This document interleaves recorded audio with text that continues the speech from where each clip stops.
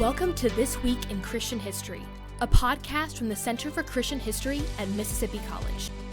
The Center for Christian History is dedicated to expanding knowledge and understanding of Christian history. Our mission is to provide a scholarly, unbiased look at the events, figures, and movements that have shaped Christianity over the centuries. You can visit centerforchristianhistory.com for daily historical highlights. And each week on this podcast, we'll do a deep dive into key moments with Christian history's leading authorities.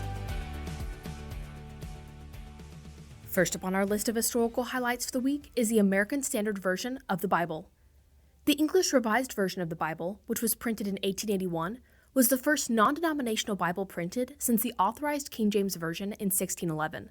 On August 26, 1901, an American version of the English Revised Version was published by Thomas Nelson Publishers, and it was dubbed the American Standard Version.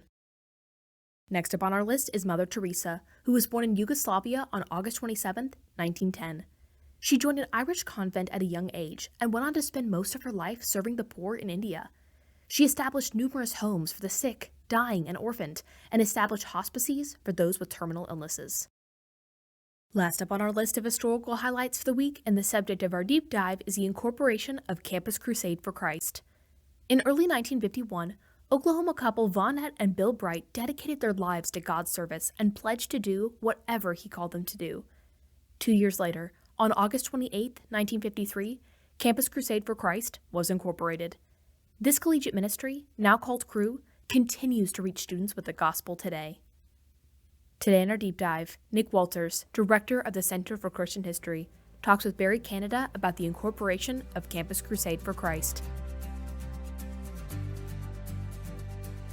Hello and welcome back again to another episode of This Week in Christian History. And this episode of August 25th of this week, we will be focusing on August the 28th, 1953, which was the beginning of the Campus Crusade for Christ. And since that period of time, man, oh man, have a lot of things happened and things grown since that took place with Bill Bright, an Oklahoma native who had the vision, and we'll hear more about that vision. We're pleased to have as our guest today the chairman of the board of Campus Crusade, Barry Canada. Barry is an attorney in Jackson, Mississippi, and has been very active in a host of different things, including his time of being on the board of Campus Crusade. Barry, thanks for joining us. We appreciate it. Glad to be here.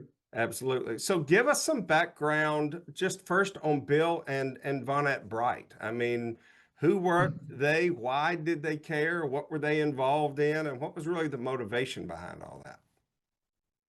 Well, they loved Jesus Christ. There's a lot written on the early days of Bill and Vonette in California. They're from Oklahoma, but they were all members of a unique Sunday school class I won't try to go to, and Hollywood Pres. In the 50s. And Pres, you mean by Hollywood Presbyterian Church?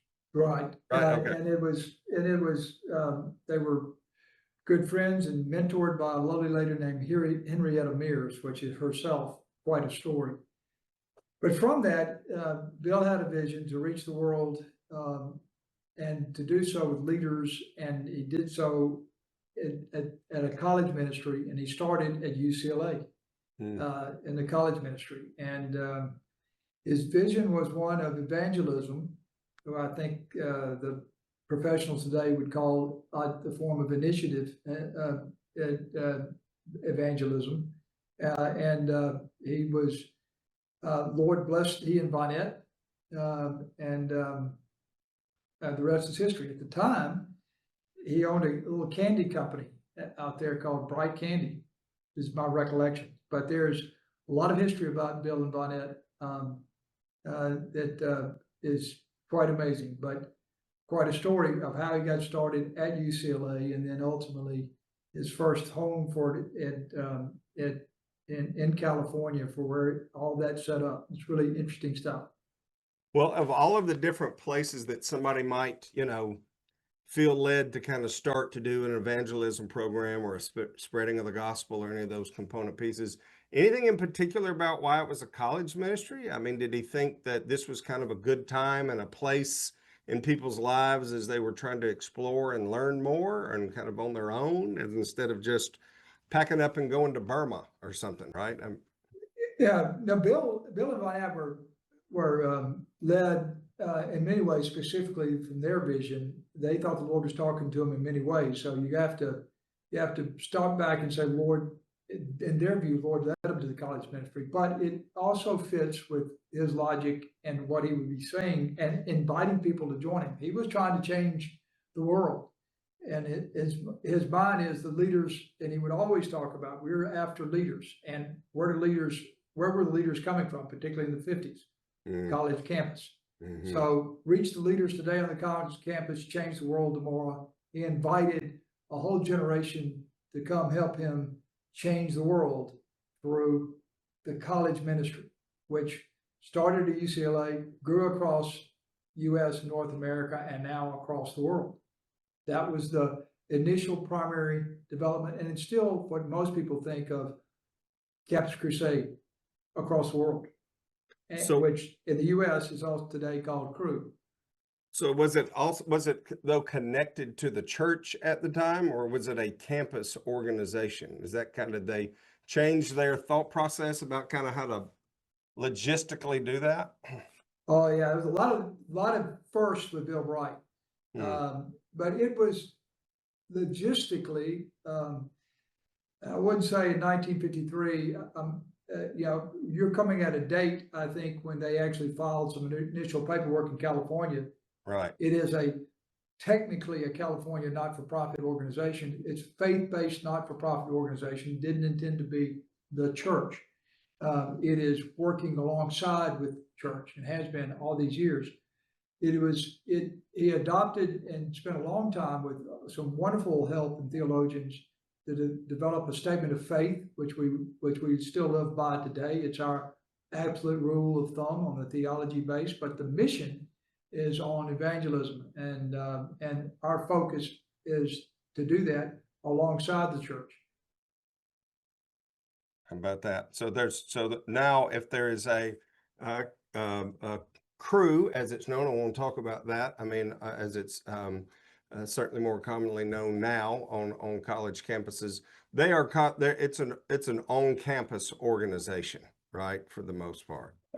Well, Campus Crusade for Christ is many things these days. It is global in its reach, very large for a faith-based not-for-profit.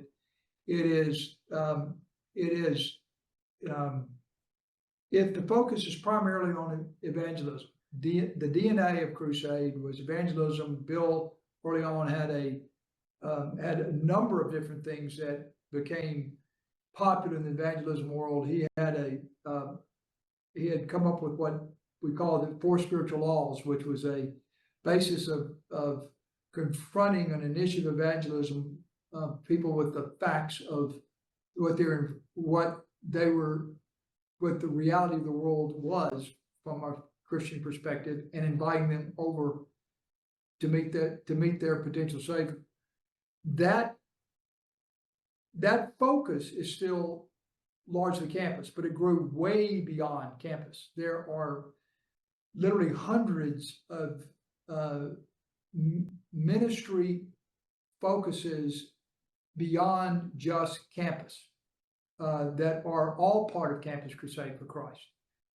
There are many affiliates of Campus Crusade for Christ throughout the world in many different genres, in many different applications, and many different marks, but all make up Campus Crusade for Christ. So while the campus ministry is still the original and large part of our movement spanned many other ministries in addition to that, but still the core DNA of us is initiative evangelism. Well, tell us what some of those things are, an example or two of some of the type of international organizations or affiliates or other that maybe people might not be familiar with. Well, we'll stay with US for a little bit, or just North America maybe. There'll be a lot of things that a lot of people would have seen or heard of that may not know that are part of Crusade. And a lot of it grew out of the campus ministry. Josh McDowell Ministries, for example. His book, more than a carpenter. That's crusade. It's been translated, I think, other than the Bible, in more languages than any other book. It's an apologetics book. Josh was a wonderful apologetic. That ministry, which in some ways grew alongside the college ministry, was certainly used there, but was more of an apologetics type of the ministry. Athletes in Action is another example of something that grew out of college ministry. It is a ministry to athletes. It is focused in many different spheres at college. It's also focused in high school, but it's also focused on the professional. They would have affiliates of Athletes in Action, which is based in Ohio. Josh McDowell, I think the offices are in Dallas. But the Athletes in Action ministry is worldwide in its scope, many different countries, many different missionaries in Athletes in Action across the world. From, I'll call it primary, secondary, and professional ranks.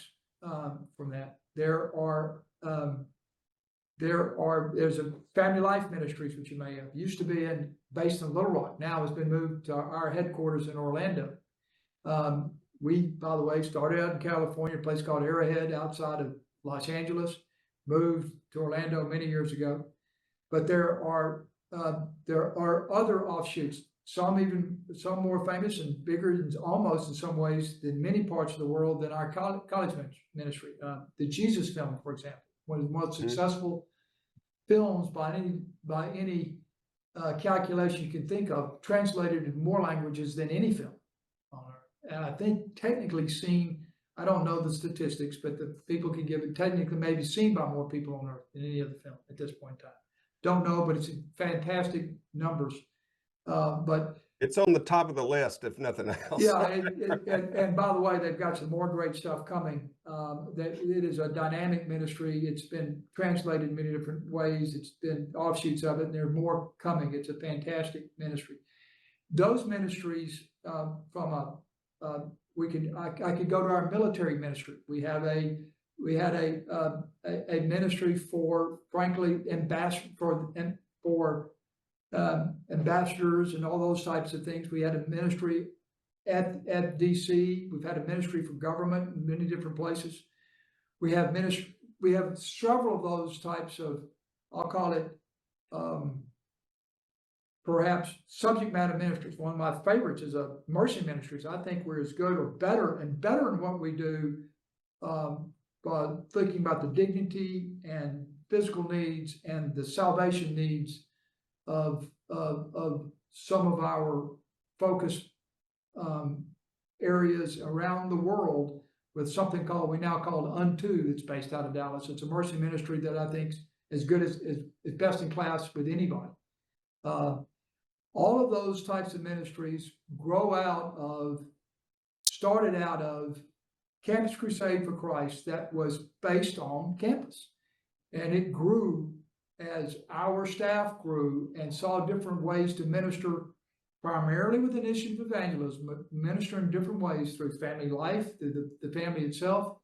All of those things are part of our DNA. It gets back to, I would say, the 4 spiritual laws and our Bill's desire to change the world and fulfill the Great Commission in his lifetime was where he started going with it. And he and Vonette generated a army of people that have come through that are in crusade. I was just at one of our periodic every 2 to 3 year meetings of just the U.S. staff, which is many thousand, and we had a legacy conference.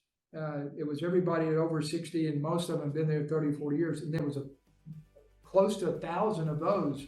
Wow. That were just there for the Legacy Conference in Milwaukee. You can watch the rest of Nick's interview with Barry Canada on the Center for Christian History website at centerforchristianhistory.com. This Week in Christian History is produced for the Center for Christian History by Blue and Gold Media at Mississippi College, in cooperation with the MC Department of Communication. For episode transcripts and more information, visit centerforchristianhistory.com. Be sure to subscribe on Spotify and Apple Podcasts, and follow the Center for Christian History on Facebook at the Center for Christian History and on Instagram at Christ Hist Today. That's ChristHistToday. Our next podcast episode is coming next week. Thank you for listening.